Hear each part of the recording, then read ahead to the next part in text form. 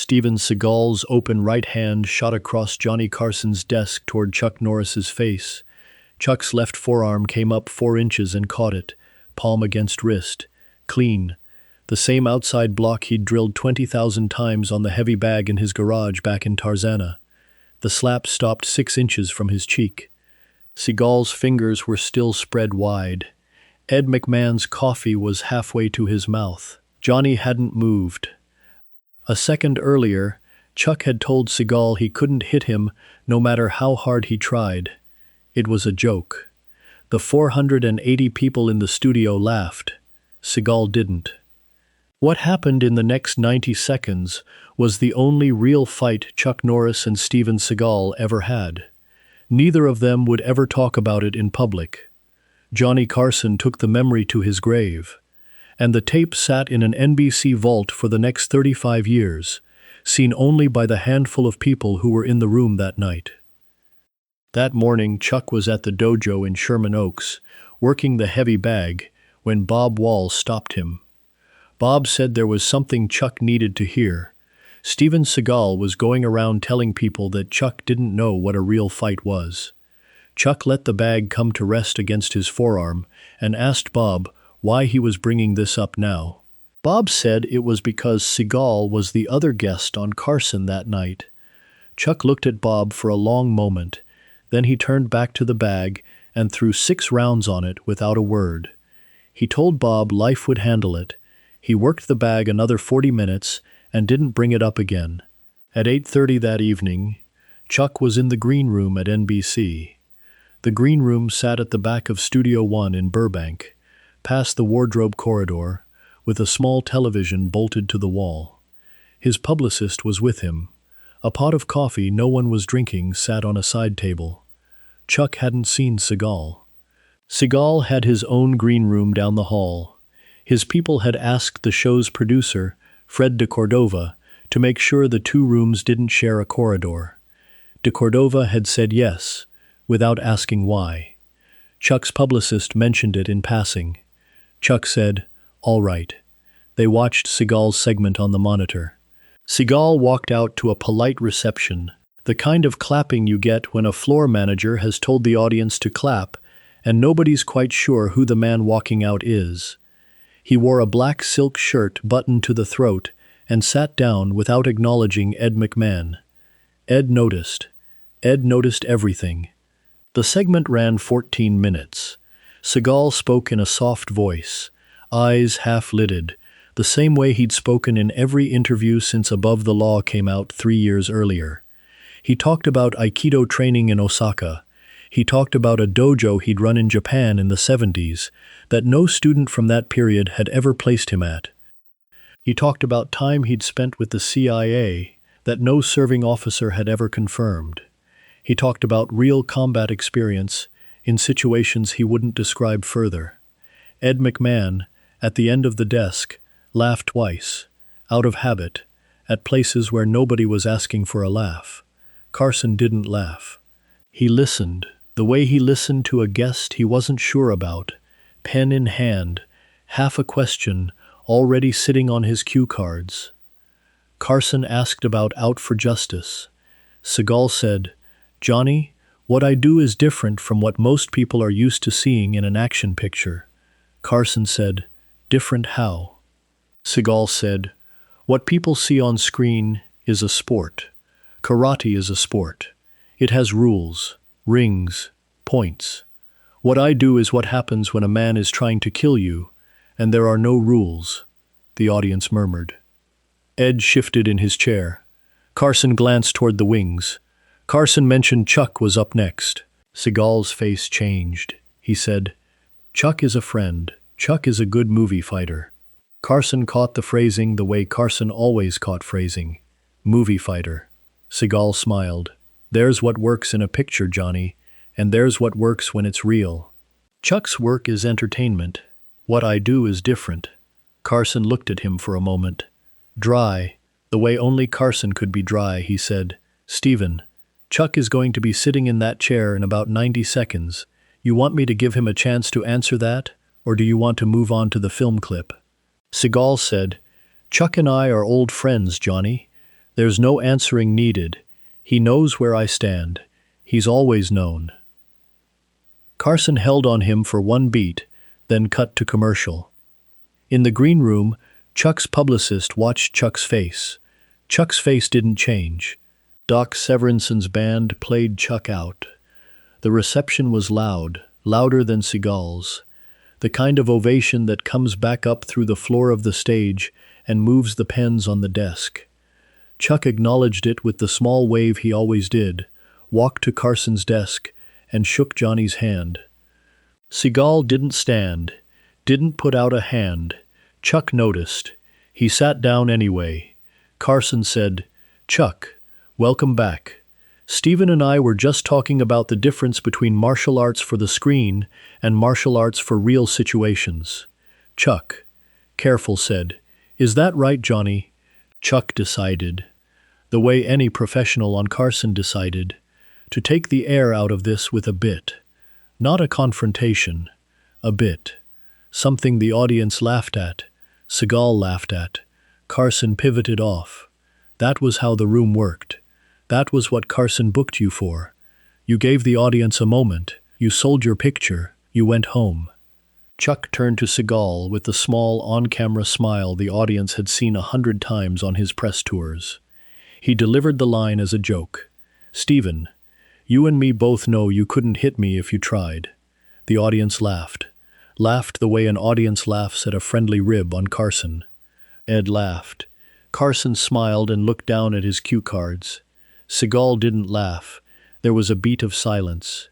2 seconds. On live television, 2 seconds is a long time. Seagal, quiet, eyes on Chuck, said, "Say that to me again." The audience laughter stopped mid-breath. Chuck read it. "Dave Seagal the out." "It was a joke, Stephen," Seagal said. "It was not a joke. You said it in front of my face. In front of Johnny. In front of the country." Chuck tried once more. "Stephen, Johnny has a show to run. Let him run it." Seagal's right hand came across the desk. Open palm, full extension, aimed at Chuck's face at what Bob Wall, watching later on a monitor back in Sherman Oaks, would call roughly 70% of full speed. Fast enough to make contact if nothing stopped it. Slow enough to leave the door open to call it a gesture afterwards. Seagal knew what he was doing. He'd been throwing open-hand strikes on film for 8 years. Chuck's left forearm came up. Textbook outside block. The slap stopped 6 inches from his cheek. Chuck didn't hit back. Didn't stand. He held Seagal's wrist against his forearm for 1 full second, looking at Seagal across the desk. Then he let it go, and Seagal's hand fell back to his own side of the desk. Ed McMahon had stopped mid-sip. Carson's pen was frozen over his cue cards. "Chuck, quiet," said Stephen. "Sit still." Seagal was already talking. He was talking to Carson, but he was looking at Chuck. "Johnny, I want the floor. I want the floor of your show for 2 minutes. Chuck just told a national audience I couldn't hit him. He's going to find out." Carson said, "Stephen, we're on live." Seagal stood. "On your feet, Chuck." Chuck didn't stand. "Chuck," said Stephen, "sit down, please." Seagal walked around the front of the desk into the open space between Carson and the audience. Turned, waited. Chuck looked at Carson. "Johnny, I'm sorry." Chuck stood. He walked into the open space in front of the desk. Didn't take a stance. Hands at his sides. Weight even on both feet. Eyes on the middle of Seagal's chest. Seagal took an Aikido posture. Feet angled 45 degrees. Hands open at chest level. Weight on his back leg. The same opening he'd used against Chuba Osaka on the Above the Law set 3 years earlier. 10 seconds passed. On live television, 10 seconds is a long time. Fred de Cordova, up in the booth, watching camera 3 and camera 5 and the wide 2-shot come up on the monitors, didn't cut to commercial. He wanted the moment. He knew what he was going to hear from NBC's legal department in the morning, and he wanted the moment anyway. He'd produced the show since 1970. He'd seen fistfights get talked down at Johnny's desk, And he'd seen booking disasters get saved by Carson in 6 words. And he'd seen most of what a talk show can throw at a man. He hadn't seen this. He kept the cameras where they were. Seagal moved first. He had to. Chuck wasn't going to. He stepped in with a katate dori wrist grab, the Aikido entry he'd been demonstrating to Carson at the desk 11 minutes earlier. He went for Chuck's right wrist. Chuck let him take it. Didn't resist. Didn't pull the wrist back.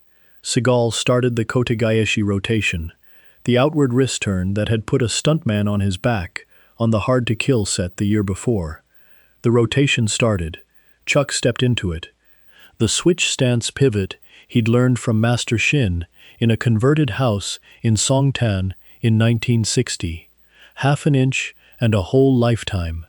Chuck turned his own wrist inside Seagal's grip, controlled Seagal's wrist with his left hand, and put the rotation back on Seagal himself.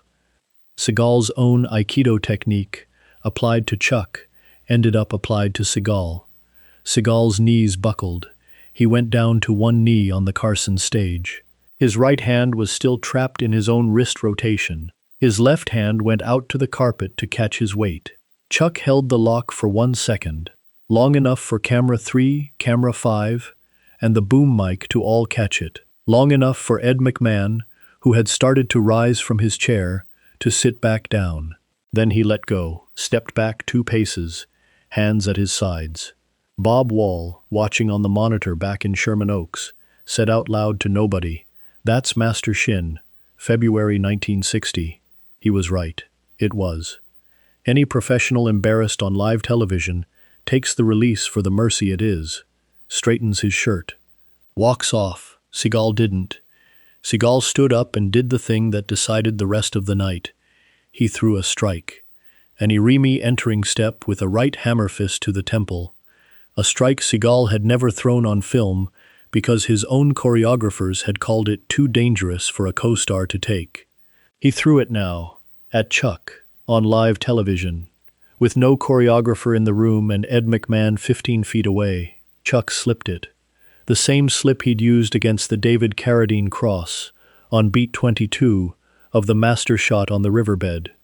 His head moved 6 inches off the line. Seagal's hammer fist went through the air where Chuck's temple had been a quarter second earlier. Chuck didn't strike back. He didn't have to. Chuck said, evenly, "Steven." Seagal was already inside his own momentum. He reset and threw the Aikido showman strike, the overhead knife hand. The strike he'd been demonstrating to Carson at the desk 2 segments earlier. It was the strike that had gotten the polite murmur from the audience during his segment. Now he threw it for real. Chuck read it as it started, didn't slip this time, stepped in. The way Master Shin had taught him to step in on an overhead strike in 1960, inside the arc of the descending forearm, closer to Seagal than Seagal expected any opponent to be. Chuck's left hand came up and caught Seagal's descending wrist. His right hand, palm open, touched Seagal on the sternum. He didn't strike. He touched. The touch said one thing: "I can hit you whenever I want. I'm choosing not to."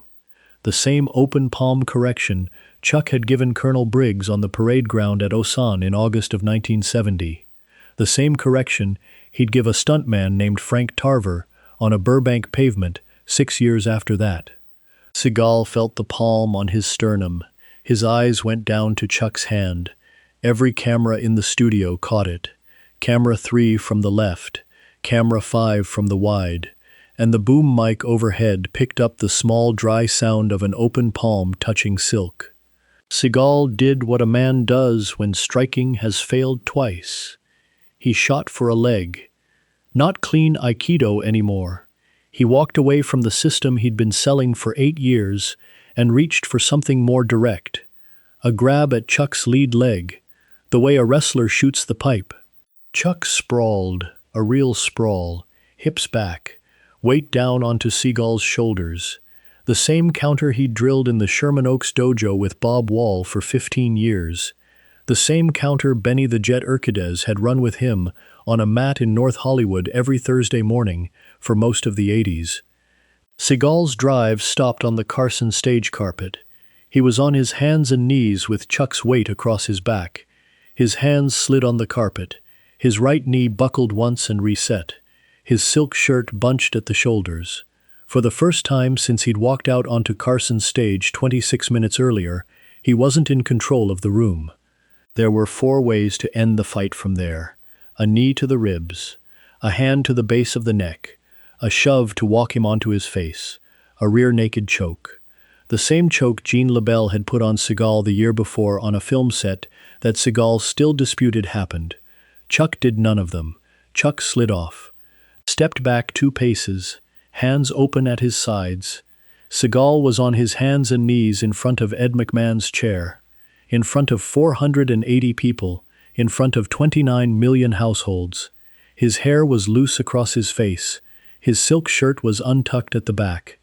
Chuck put out his right hand, down toward Seagal, the same hand he'd offered David Carradine on the riverbed after the sweep. Take the hand. Get up. We walk this off. The picture finishes. Seagal looked at the hand for 2 seconds. Then he pushed himself up off the carpet on his own, without taking it, straightened his shirt, didn't look at Chuck, didn't look at Carson, walked off the set past camera 3. Chuck stood in the empty space in front of the desk for 4 seconds, with his hand still half out. Then he lowered it, walked back around the desk, and sat down. The studio audience was silent for 4 seconds. Then it broke open, not applause, the sound a room makes when it's just seen something it wasn't ready for. It went on for 11 seconds. Doc Severinsen's band, trained to cover awkward silences with a music sting, didn't play. Doc looked up at Fred de Cordova in the booth. De Cordova shook his head once. Carson stared at the empty chair, turned to Chuck. "Chuck, Johnny," Carson said. "We'll be right back after these messages." Cut to commercial. The commercial break ran 3 minutes and 20 seconds. It was scheduled for 2. Fred de Cordova, in the booth, held it. He needed the time. A stage manager named Peter LaSalle walked out from the wings, crossed to Carson's desk, and spoke to Johnny for 11 seconds. Nobody in the audience could hear him. Carson nodded once. LaSalle walked off. A makeup woman named Ellen came out and touched Carson's forehead with a pad. Carson waved her off after 2 seconds. Chuck sat in the guest chair with his hands folded on his lap, the way he'd sat in the chair on his first Carson appearance in 1979. He didn't move. When they came back, Chuck was the only guest. The next 12 minutes were the best television Carson did that year. Chuck talked about the hitman. He talked about training. He talked about his father. He talked about Ryan, Oklahoma, and the dust storms, and a Methodist church his mother used to walk him to on Sundays. He didn't mention Seagal once. Carson didn't ask. At 1:14 in the morning, Chuck was in his room at the Beverly Hilton when the phone rang. Chuck picked up. Bob Wall said, "Chuck, you want me to make the calls?" Chuck said, "No, Bob. Steven made his own calls tonight. Let him keep making them." The next morning, Seagal's people called NBC, threatening legal action if the tape aired in international syndication. NBC's legal team, after 90 minutes of back and forth, agreed to trim the on-air confrontation from the international feed. The domestic broadcast had already gone out live. It couldn't be pulled back. In February of 1991, there was no internet, but there were VHS decks. There were dubbing services in the San Fernando Valley. There was a martial arts community that traded tape the way collectors traded coins. By April, a VHS copy of the 90 Seconds was in every serious dojo in California. By June, it was in Texas. By August, it was in Japan. The tape moved the way a certain kind of information had always moved in the martial arts community. Not through magazines, not through the Black Belt Hall of Fame dinners in Long Beach, through the back rooms of dojos, hand to hand, on a Tuesday night after the last class had cleared out and the sensei had locked the front door. A student in Fresno mailed a copy to a student in Albuquerque. A stunt coordinator in Burbank dubbed 12 copies on a rack of decks in his garage and handed them out at a birthday party for his daughter. Nobody charged for a copy. Nobody would have. That wasn't how the tape moved. Joe Lewis in Knoxville got a copy in the mail from a student in San Diego, watched it once with his front door open and his television turned toward the kitchen, and called Chuck the next afternoon. The conversation was short.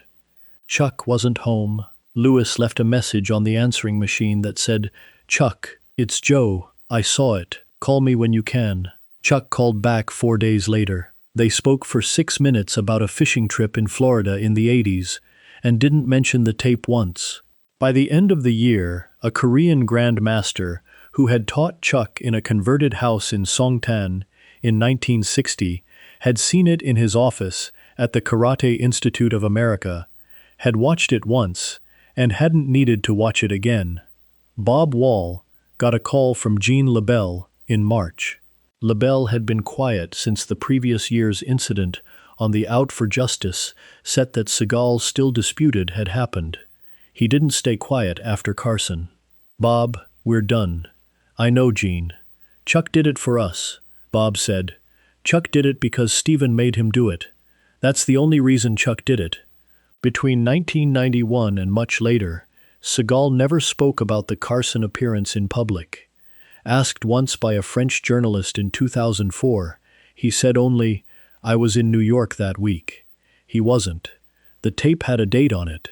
A second question came at a promotional junket in Tokyo in 1997. Seagal was there for the Japanese release of Fire Down Below. The reporter, a man from a Kyoto martial arts monthly called Gekkan Karatedo, asked in Japanese about the Carson tape.